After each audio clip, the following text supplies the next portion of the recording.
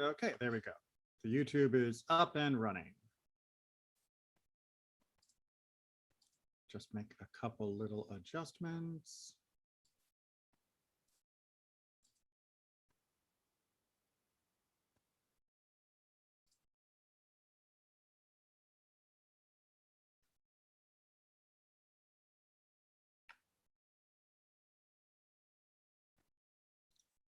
All right, so that's ready. Let's put it on the second monitor so I can monitor it.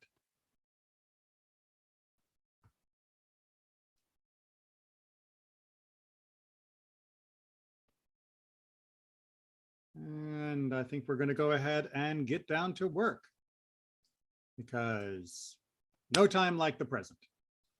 All right. Good afternoon to everyone who's logging in, is logged in, is watching this on YouTube and everything else. It has been a while since we've sat and studied Torah in this forum, as we have been on hiatus during the busyness of high holidays, especially this year when so many of the Yamim Noraim fell on Wednesdays. It meant that it really wasn't feasible to have the class. However, I hope you haven't gotten out of the habit of studying and are ready to learn some more, because we've got a lot more to learn. I know that we've been studying, some of you together with me, for almost 10 years. And it may seem like we've gone through the Torah 10 times. What's left to learn? But there's always more to learn. Even from things that we have covered, there are new insights to be gleaned, new commentaries that may happen to be old, but we can make them new again by looking at them in a different way or contrasting them in different ways. This is one of the amazing parts of Torah as a living document that is always there to give us new ideas. We're going to start off with a section that looks like it doesn't have much to give us, but we will see that it is in fact very fertile for giving us amazing insights into the life of Abraham, and not just from Abraham, but also for ourselves. With that as the buildup, let's get down to work. As always, we start with the text. This week we are in Parashat Noach, the second parasha of the Torah. And although the most famous parts of Noach all come at the beginning chapters, which deal with the flood, we are going to be looking at the end of Parashat Noach. Just as a reminder, if you didn't already do the math yourself, which I didn't until I came across it as an adult, the first 3 Torah portions are all very evenly spaced. That is to say, the first section of the Torah, Bereshit, covers 10 generations. It starts with Adam, the first humans, and then goes all the way till Noach, who is mentioned at the very, very end of Parashat Bereshit. And then Parashat Noach begins with Noah, the titular person, and continues all the way through another 10 generations, and concludes with the very end with our man Avram, later to be known by his more famous name, Avraham, Abraham. So we go 10 and finish with the next one, and then 10 and finish with the next one. And then the third parasha, Lech Lecha, which comes right after this next week, is starting the Abraham cycle. And that's where things begin to slow down a little bit and move into a groove, which means we have to ask the question, why does it change? What happens that we move from this 10 generation, thousands of years, and then suddenly we slow it down into this more methodical, person by person, rather than just genealogical family tree line. And of course, I'm going to make the argument today that what changes is the nature of the person. Adam, as both Adam and Chava were amazing and did the best they could, but it didn't go so well. Noach did the best he could. Again, things were not perfect even after the flood.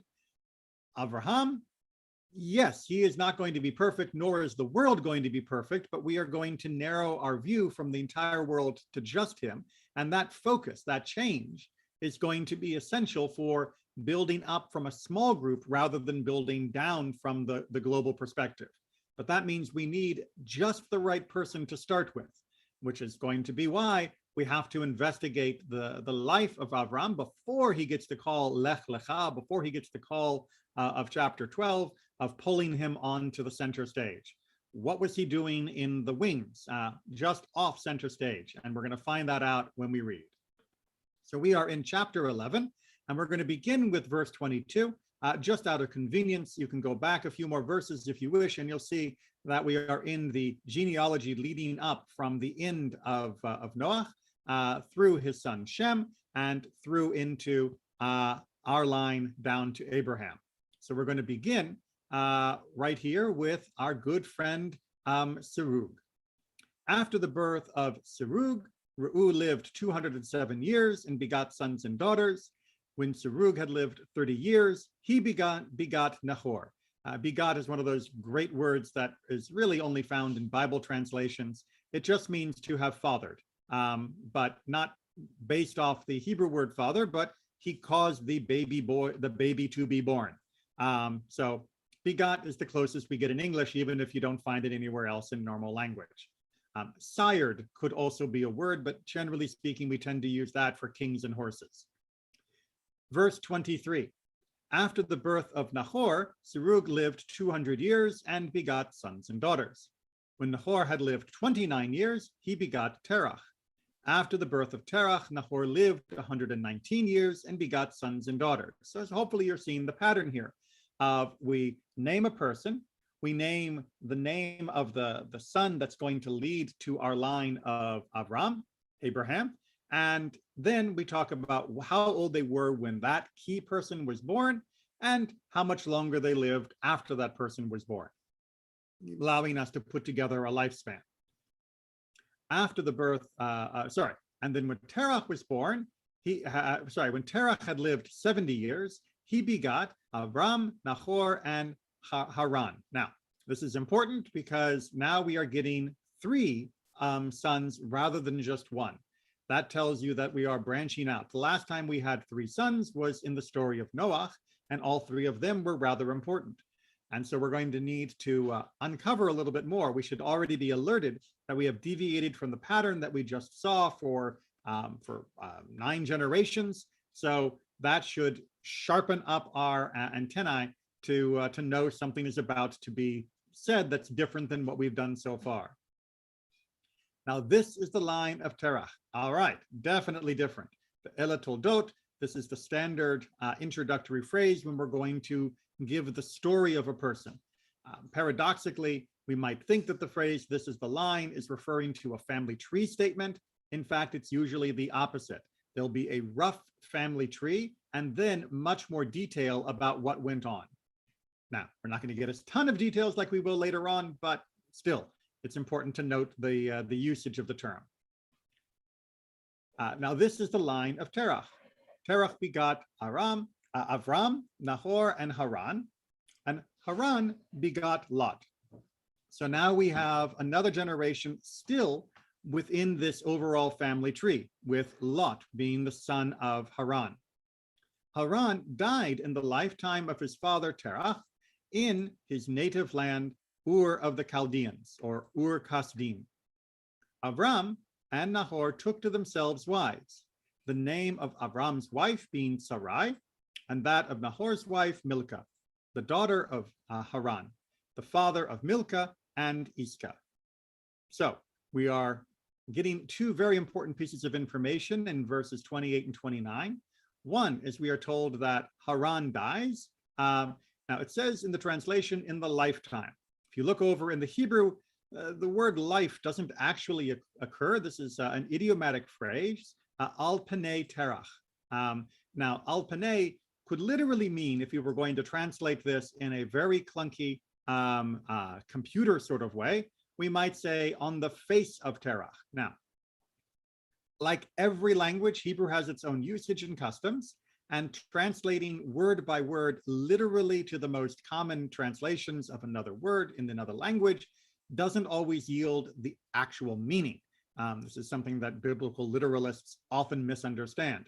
However, the phrase al panei terach is an unusual-ish one, not unprecedented at all, but it is unusual. And the fact that it's being commented on when Haran is not our main character is also very telling, which means we're probably going to need to circle back to this in our commentary. Additionally, when we see in verse 29, we are finding out about the families of Avram and Nahor, and that is something that we haven't spent too much time on for a while. And we find out that Avram marries a woman named Sarai. We find out that his brother marries a woman named Milcah, and that that Milcah is the daughter of Haran, and that he was the father of Milcah and Iscah, or Yiska, as the Hebrew calls it. Now, that would then expect us to go into, well, who were their kids, meaning Avram and Sarai. Well, verse 30 tells us, now Sarai was barren. She had no child. It turns out that Sarai cannot have children and has no child. There's many different arguments about exactly what this is trying to tell us. The most simplistic understanding is that she is unable to have children, and she has not had any children prior to this as well. The seeming redundancy is telling us about her current status as being somebody that is unable to have children, and the second half of the verse is telling us about her prior status of not having had children prior to this either. After all, we know from the story of Leah that it is possible for a woman to have children, become what's called akara, unable to have children, and then to resume having children at a later time. So this is telling us that Sarai has never had children and cannot have them now either. There are other midrashic understandings regarding her physiology, which attempt to expand the miracle, but we're not going to go into that right now. Terach took his son Avram, his grandson Lot, of the son of Haran, and his daughter-in-law Sarai, the wife of his son Avram, and they set out together from Ur of the Chaldeans for the land of Canaan. But when they had come as far as Haran, they settled there. The days of Terach came to 205 years, and Terach died in Haran. So I know that it's confusing because of the way the translation works between Haran and Haran, but there are two different names. One of them is with a hey, one of them is with a chet. In the translation, they are identical. I know it's hard, but we are moving from this Ur Kasdim, this place of the Chaldeans-ish, and they are coming to a new place called Haran. For those of you that are geography buffs, Ur is located in the southern area of Iraq, where the Tigris and Euphrates are beginning to come closer together before moving into the Persian Gulf. And Haran is located in modern-day Syria by most accounts. So this is a fairly long trip up the river to closer to the headwaters of the Euphrates, and then attempting to turn south towards Canaan. But Terach doesn't get there. It will be Avram that makes the journey.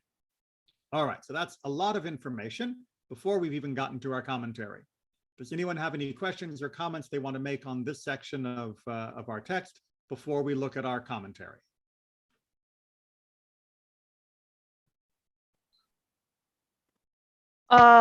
They mentioned, can you hear me? Yes. Okay. They mentioned that Nahor's wife was his niece, but they don't say anything about who Sarah's parents were or her lineage. Do we know anything about that? Do we know? Not in any certain sense. There is definite midrashic argumentation, not midrashic, excuse me, but commentary. The Parshanut argues about her lineage, because as you know, later on, Sarai will be presented as the wife of Abraham. And there are some who take that at face value and say that maybe she actually was, the sister, maybe she actually was the sister of Abraham. However, most commentators point out that given the careful attention to who is the daughter of whom and who is, the father of whom, that if Sarai was actually related, that it would have been mentioned. Likewise, some people try to say that this Yiska was another name for Sarai. Most commentators say that that is an unfounded assumption. So people have tried to find some explanation of her lineage, but most commentators say that we don't know exactly where Sarai came from. Okay. Thank you. Okay, so without other questions, let's go ahead and look at this commentary, because at the moment, we have no reason to understand why in chapter 12, God is going to say to Avram, Lech Lecha, get up and go, and I'm going to give you this land. I'm going to make you a blessing. I'm going to make people bless you, and they'll be blessed. Why this guy Avram? He is one of three sons, born to one guy who, sure, we've been building towards through all of our lineage and discussion of who begat whom, but Avram doesn't stand out in this list at all. And therefore, chapter 12 is quite startling. As such, our tradition has tried to look carefully, attentively, at the way that the verses are constructed to try and see if they can read between the lines of why Avram would have been chosen. And so we're going to go ahead and start with that wonderful phrase that he passed away al Pnei Terach, that Haran passed away in the lifetime of his father. And let's get to the right part on my page. So we begin with Ibn Ezra as our commentator to start. In the presence of al Pnei, this means in front of his father. What does that mean? It means that Terach witnessed his death. Why does Ibn Ezra believe that that is a more legitimate translation, to say that Terach was simply a witness to his death? It means it means that it's similar to the phrase in the presence of Aaron their father, which also uses the phrase al Pnei from Numbers 3:4 when talking about the death of Aaron's children.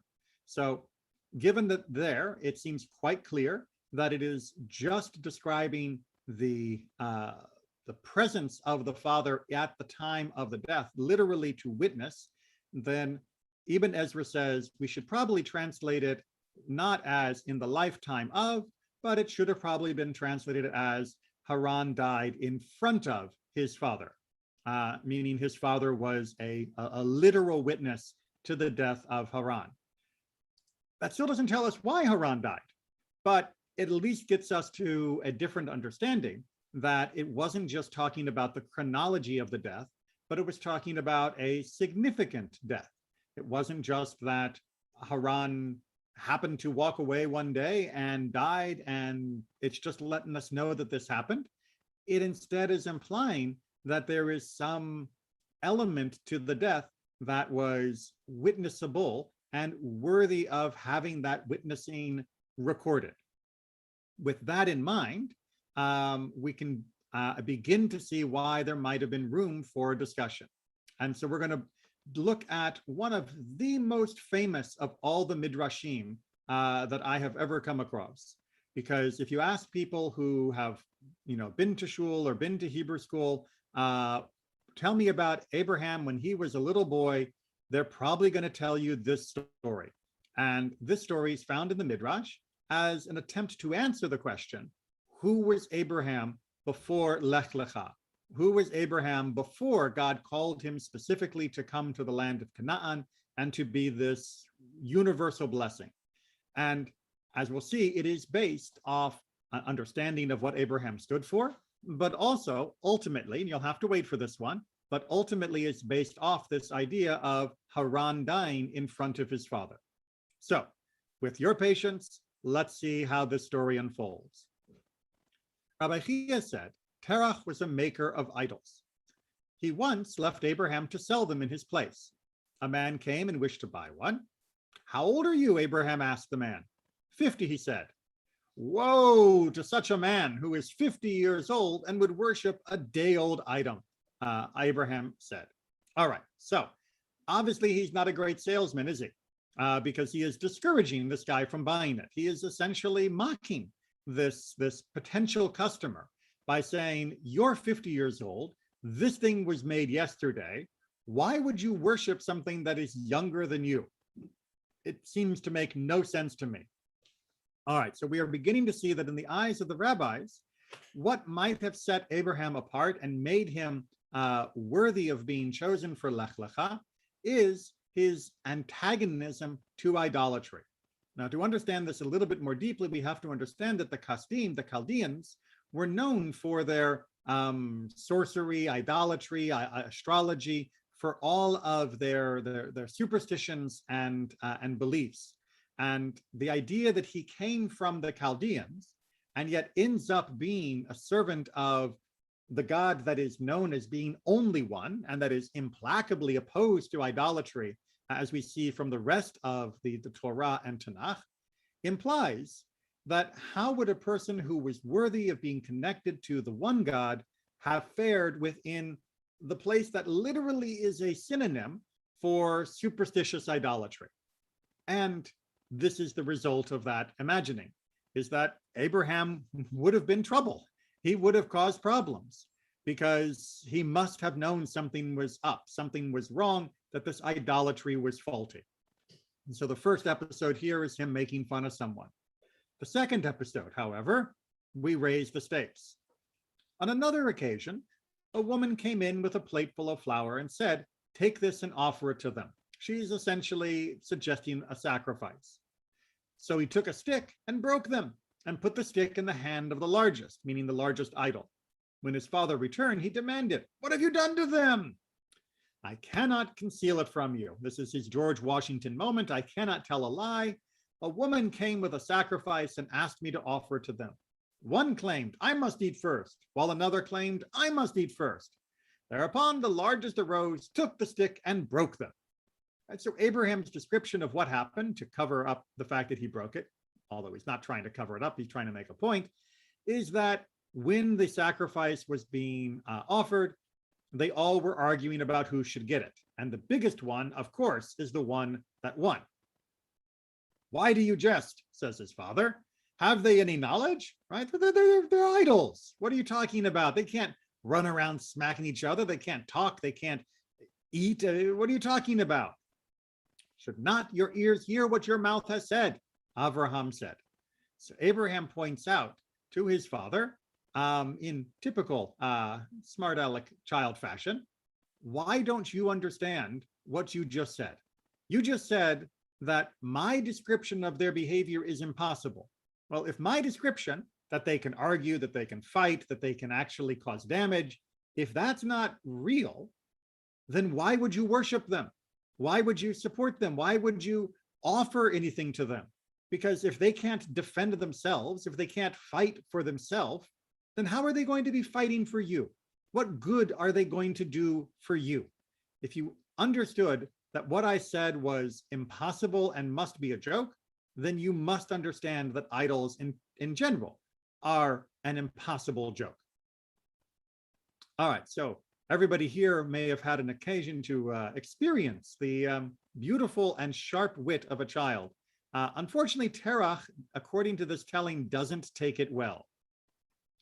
Thereupon, Terach seized him and delivered him to Nimrod. Nimrod was considered to still be the ruler of that area at that time. Let us worship fire, Nimrod said. So he's decided to put Abraham to the test. We're going to get this kid to be an idol worshiper one way or another. Let us worship fire. Let us rather worship water, which quenches fire, Abraham says. So Abraham basically starts saying, look, if you want me to worship fire, shouldn't I worship something more powerful than fire? Because if power is what makes something great and worthy of worship, then let's worship water, because water puts out fire. Let us worship water, Nimrod said. He's happy to have this person worship anything as long as he does idolatry. But Abraham has other ideas. Let us rather worship the clouds, which bear the water, Abraham said. Right? I mean, water's not so great. We got clouds. Clouds seem better than water because clouds carry water. Let us worship the clouds, Nimrod said. Sorry for the typo. Well, let us worship the wind, which disperses the clouds, Abraham said. Fine, you can hear the exasperation in Nimrod's voice. Let us worship the wind.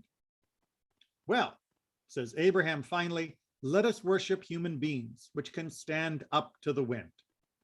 All right, so before we get into Nimrod's response to that, I want to make sure that we understand the incredibly profound statement that is being shared in this midrash.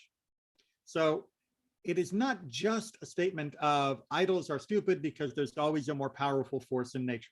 That is absolutely a layer and a part of this teaching, and one that we should absolutely hold on to. But what it is saying, together with the story of breaking the other idols with the stick, is that idolatry is essentially a statement of worshiping physical power.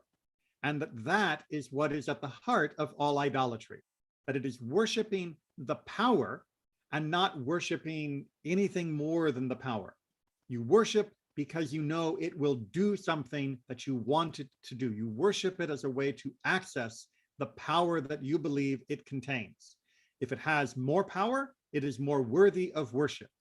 And what Abraham has tricked Nimrod into coming to in the conclusion at the end is the ultimate expression, which is by doing idolatry, what you are actually doing is worshiping human beings, because they are the ones with the power to create the images of the power, which will be used to subvert an understanding of true power.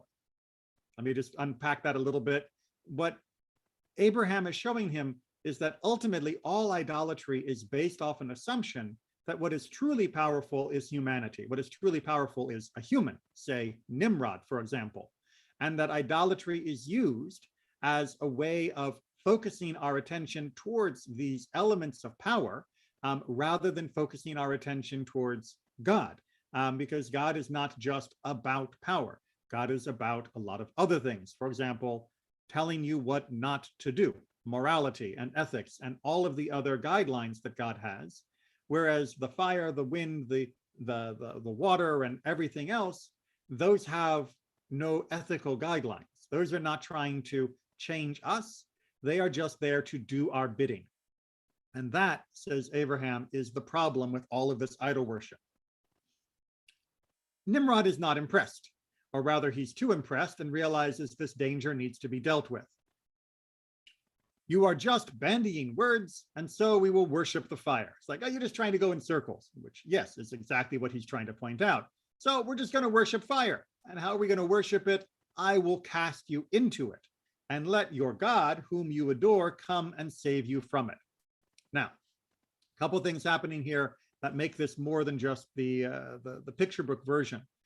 Yes, throwing people into fire should never be in a kid's book anyway, but bear with me. What Nimrod is trying to say here is that what's important is not what you worship, but it's that you worship, that you conform, that you work along with our idolatry, because if you kick that down, everything falls down of our tyrannical dictatorial system.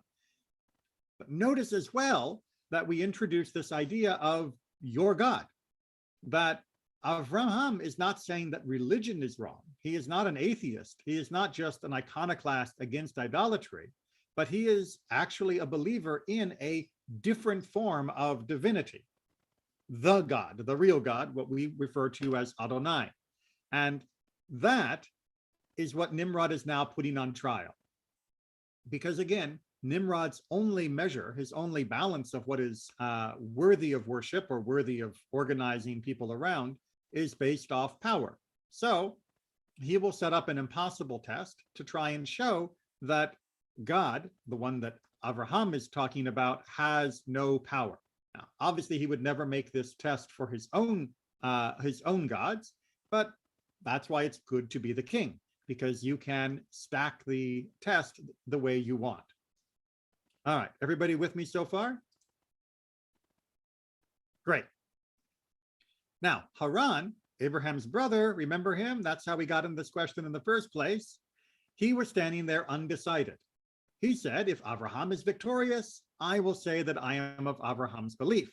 While if Nimrod is victorious, I will say that I am on Nimrod's side, he thought. All right, so Haran is waiting there going, well, I don't know, right? If it turns out that Nimrod is the one who wins, then I want to be on his side. If it turns out that Abraham wins, I want to be on his side.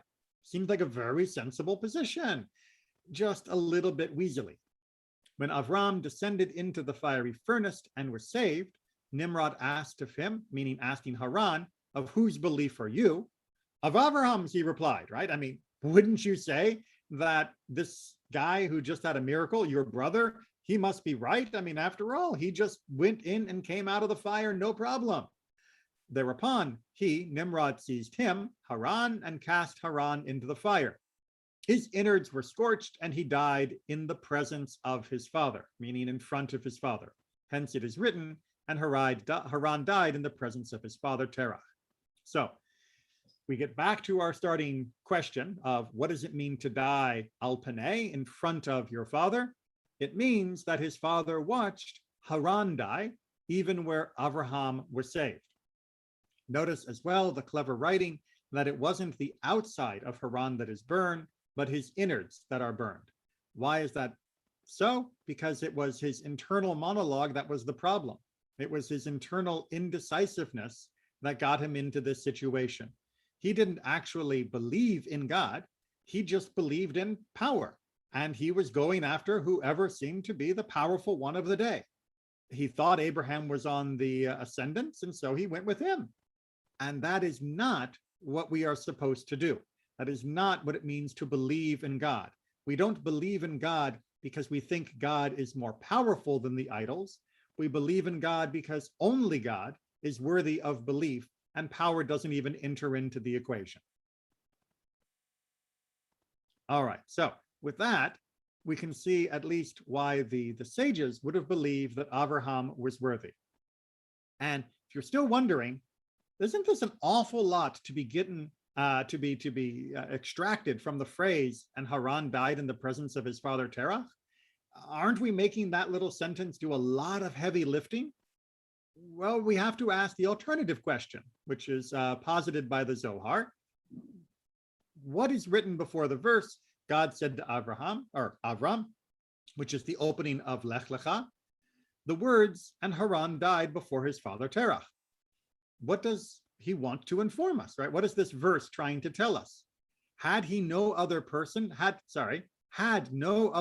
until that day died during his father's lifetime beside Haran, right? Is that all that verse was trying to tell us? This is a general principle of reading the Torah, which is to say that the Torah doesn't come to just tell us things that are of trivial interest. It always comes to tell us something important. If it tells us that Haran died while his father was alive, that has to be telling something more important than just the sequence of their passing. Because surely in the 20 generations that had passed before this moment, other people's kids had died before this particular incident came about. We shouldn't believe that in 20 generations, no one had ever lost a child while the father was still alive, which means there was something significant. Now, I didn't have room to bring in some of the discussion of why wasn't this episode then of Abraham standing up in the fiery furnace and all of that, why was it not expounded on in more detail in the Torah? But some of the interesting explanations of why it wasn't included in the text of the Torah itself was partly because it might be considered a distraction, that it would be focusing too much on the fiery furnace and the miracles. And secondly, that it might give a focus to the idea that Abraham's belief in God or other people's belief in God were built solely around the miracles. And therefore, by making it more implied rather than explicit, we avoid that issue. And we only have to discuss it once someone has come to the position of asking why Abraham in the first place. Now, that can tell us why Abraham and Haran and all of that were mentioned as they were, but it still leaves us with the question of why would they move on? I mean, after all, what happened after Abraham was led out of the fiery furnace? Did everything just go back to normal? Did everybody support Abraham? What was going on? To look at an interpretation of what happened next, we have to look at Moreh Nevuchim, at the Guide for the Perplexed, written by Rambam. And this is taken obviously from a larger piece. Always recommend you read more. In short, the king put him in prison, but he continued many days while in prison to argue against them. So they put him in prison, basically as a religious dissident, and he keeps making a fuss. At last, the king was afraid that Abraham might corrupt the kingdom and turn the people away from their religion. He therefore expelled Abraham into Syria after having deprived him of all his property. So he's saying that the reason why you end up with them going to Haran is because this was forced exile away from where Abraham was put on trial, as a way of trying to diminish his capacity to infect the country with his heretical thought that idolatry is wrong. I do not doubt that when he attacked the doctrine of all his fellow men, he was cursed, despised, and scorned by these people who adhered to their erroneous opinions. Right? When he is going around telling, it didn't make him a lot of friends. When he submitted to this treatment for the sake of God, as ought to be done for the sake of his glory, God said to him, "And I will bless them that bless you, and curse them that curse you," taken from Lech Lecha, just a few short verses later.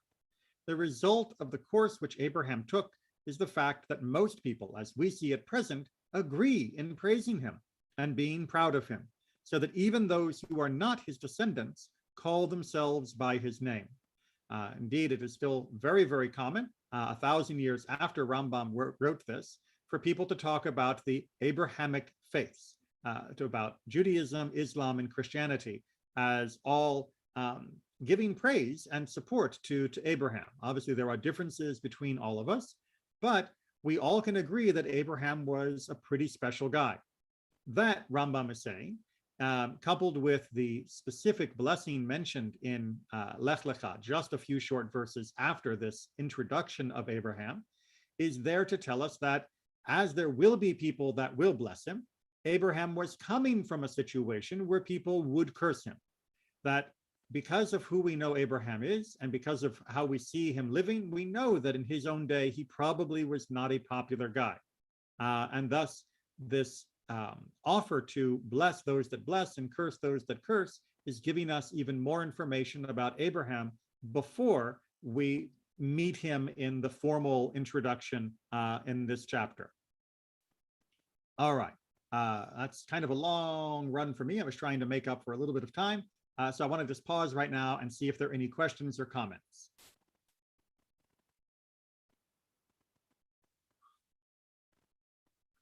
All right, I'm not seeing anything in the YouTube chat, and I'm not seeing anything, anyone unmuting in Zoom. So let's go ahead and move on and talk a little bit more about Abraham in general, because you may have noticed that being thrown into a fiery furnace, having your brother killed, being driven out of your home, this is not really a happy life. So I thought God said that he was going to bless Abraham as well as blessing the other people that bless Abraham. That seems a little bit off. Indeed, Pirkei Avot picks up on this and points out that as there were 10 generations from Noah to Abraham, in order to make known what long suffering is, meaning that God is very patient, for all those generations kept on provoking him until Abraham came and received the reward of them all. Right? So Abraham shows up and he gets 10 generations worth of blessing because he finally did what God had asked, even though God was so patient with all the others. With 10 trials was Abraham, our father, may he rest in peace, tried, and he withstood them all, to make known how great was the love of Abraham, our father. Peace be upon him.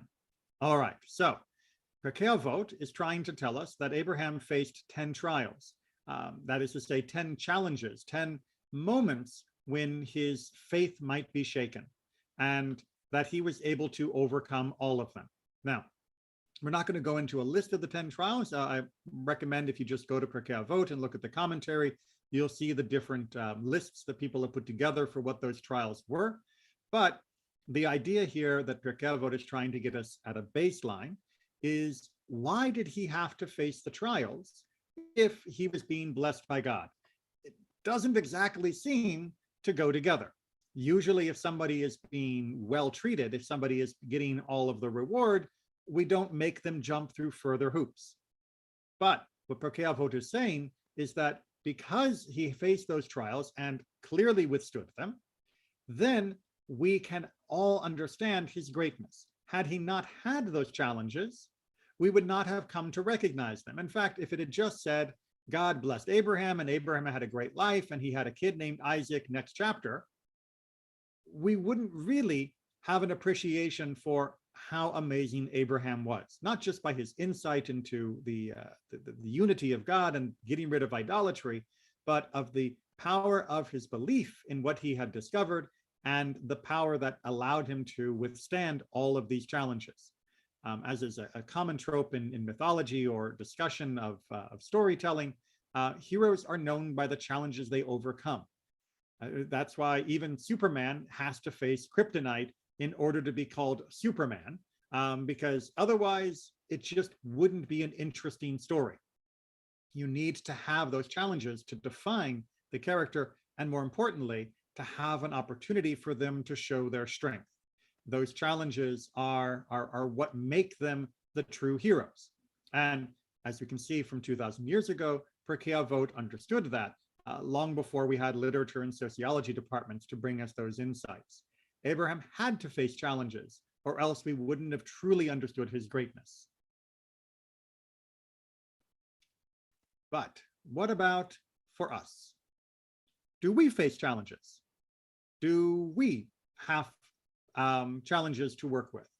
Well, obviously, we all know that we have daily challenges, that we have problems and issues that come up, but some may feel that they are overly challenged. Others may feel that they are not challenged enough. I'd like to bring a Hasidic text, which I think can help us understand that the nature of the challenge is not just in the magnitude of the problem. It is, the challenge is not defined by the size of the mountain we have to overcome, that there is something else that we need to use as our yardstick. And let me get into his general conception of how our relationship to God works, and then we'll see how he uses that to define challenges. Rashi explained, this is based off Exodus 6:3, alas for those who are lost and not to be found.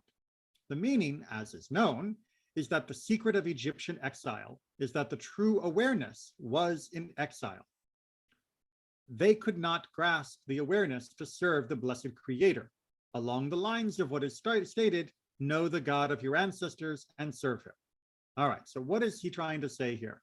What he is trying to say is that while we were in Egypt, while we were down in our captivity, when we had our bitter spirit and the painful servitude, we were not able to easily access a full understanding of God, that we were not able to truly appreciate God's essence, God's reality, and our connection to God.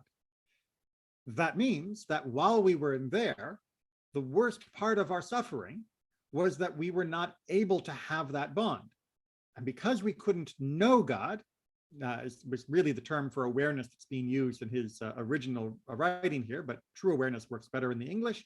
Because we couldn't know God, we couldn't truly serve God. That to serve God comes from a knowledge of. For in truth, awareness is the essence that brings one to complete reverence and love. For once a person knows and believes that the whole earth is filled of God's glory, and no place is void of him, and God is the pleasure of all pleasures, blessed is he and blessed is his name, life of lives. If so, for any of the pleasures, if you imagine, God forbid, the absence of the influence of God's blessed light and life force among the created things, creation would return to unformed and void, tohu vavohu. Then awareness of God's presence is the essence in all things. All right, so what he's trying to say, and trust me, I understand that this is not easy on the first read, is that to truly recognize the benefit, blessings, pleasures, and other things of this world, we have to recognize that they are dependent upon God. But to recognize that, we have to recognize that God exists and that we have this awareness of God in completeness. Through that awareness, we then come to be in awe, we then come to love God, and we can then come to see God's presence imbued with all of creation. And that if God weren't there, there wouldn't be a creation. right? If God's essence was removed from the world would go back to being nothing. So that awareness of God is the beginning of all, and that awareness of all is the source of ultimate joy as well as ultimate service. Okay, with that as his foundation, let's talk about the trial. However, each and every person must come into trial. As they said about Abraham, Abraham was tested with 10 trials and withstood them all. The trial is that they strip him of the connection with which he was connected to blessed God through awareness. This might be called in more modern English, doubt. That connection, that passion, that understanding, that awareness you have of God's existence is shaken. That it goes into, well, I'm not sure. It comes into a moment of doubt. At the moment when he comes into the trial, only free will remains with him. For without this, it could not be called a trial, right? For certainly through the connection that Sadiq holds his path. So what he is trying to say is that in order for a trial to be a trial, there has to be a choice. The word that he uses for free will here in the original Hebrew is bechira. It has to be a choice. That you have to be able to choose between doing what you believe God wants you to do and not doing what you believe God wants you to do. And for that to be a choice, your connection to God has to be diminished. Because if you are in that perfect, absolute, total awareness of God and connection to God, then you couldn't help but choose to do the right thing. But if you are shaken, if you are doubtful for a moment, then now you actually have an opening in front of you. Now you are not blinded by your faith. You are actually open to the possibility of doing wrong. And that means choosing to do right has some power, has some actual meaning behind it. It is the overcoming of that trial. The trial is never about the magnitude of the difficult situation. The trial is always about the feeling of doubt and not knowing whether you should or shouldn't do what you think God wants you to do. And you, in order to have that to be a true trial, you have to have choice. In order to have choice for at least a little moment, you have to be diminished in your sense of connection to God, your awareness of God. Everybody following so far? Let me finish it off and then we'll come back and wrap up with any other questions people might have. And in this way, awareness is diminished, though not completely removed. And if he withstands the trial, it is because it was already fixed in his heart from before when he had expansive awareness. So what he is trying to say is that your awareness gets diminished, not removed. It's not as though you are going to forcibly be turned into an atheist who doesn't believe there is a God, but your confidence, that sureness that maybe you had on Monday is going to be a little bit shaken by Tuesday. And that means you will be able to make bad choices on Tuesday that you couldn't make on Monday because you were too confident on Monday and unshakable. But now you could be shaken. And now you have to see if you will be able to overcome it in that moment. And the best way to ensure that you can overcome it is by making sure that before the trials ever come into your life, before those moments of doubt and those moments of worry and concern and anxiety, that you have done as best as you can to actually connect to God and to come to full awareness of God. So that is why we engage in Torah study, in prayer, in acts of mitzvot, in order that we build up that awareness and understanding, that completion of our awe and of our love, so that when we face moments in life where our perception of God, our connection to God, our feeling of being in God's presence, our feeling of understanding what God wants is diminished because of those circumstances, we will be able to rely upon that history within ourself, of our spirit, our psyche, to carry us forward in the right path, even when the path is not as clear at that time. And when we look back at Abraham's accomplishment, it's very easy to say, well, Abraham's amazing because he was thrown into a fiery furnace and he didn't get burned, or he was amazing because he was willing to follow God to the land of Canaan, or willing to sacrifice Isaac, and all of those other things that he did that were amazing moments of his trial. But the real trial that he did wasn't being in the furnace or moving to Canaan, or even the potential sacrifice of his son, the real trial was he did all of those even while his faith was shaken, even while he was unsure. He still chose to overcome that challenge in a path that would lead him closer to God again. And that is something that all of us can face, and all of us do face on a more regular and routine basis. We're not being thrown into furnaces. We're not being asked to sacrifice our children, God forbid. But we will often come to moments where we have doubts, where we are unsure, and how we respond to those moments and how we are able to walk forward, trying to come closer to God through those moments. In that way, we are all trying to relive the trials that also were for our ancestors. And we should never imagine that they live lives free of doubt, free of worry, or free of any questions or quibbles over what it was that was required of them. Recognize they lived lives like ours, and they are heroes, not because of the magnitude of their challenges, but because they were willing to overcome them. And when we are willing to overcome our moments like that as well, then we share in that same heroism, and we share in that same blessing. Any questions and comments before we call it a day? This is one of the best arguments I've seen, except for rabbis, for free will. Judaism demands free will. You make a choice. It isn't indoctrination. It isn't obsession. It's a striking blow for, or hurrah for free will. You make your choice. Is that the right interpretation? Absolutely. That all of the most important choices we have to make with the most open range of options, which means we have to have free will. That we can't just rely on blind or stupid faith, that we have to go forward when it's hard, as opposed to going forward just when it's easy. And for it to be hard, there needs to be choice. And for there to be choice, there has to be doubt. And that is the essence of free will. Any other questions or comments? Don't see any other ones from our Facebook friend or from our YouTube friends. So we will wrap it up here for today. A reminder that we are back for all of our classes, meaning if you would like to join me for Mishnah tonight, please do. That'll be at 7 p.m. Tomorrow, we would normally be beginning our Pathway to Judaism class, but there is a Shiva for my community, and so I will be attending to that. So the Pathway to Judaism new class cycle will begin next Thursday, which is the 14th, the 14th at 6 p.m. If anybody needs more information, check out our website for links and times and all of that, or you can always email me.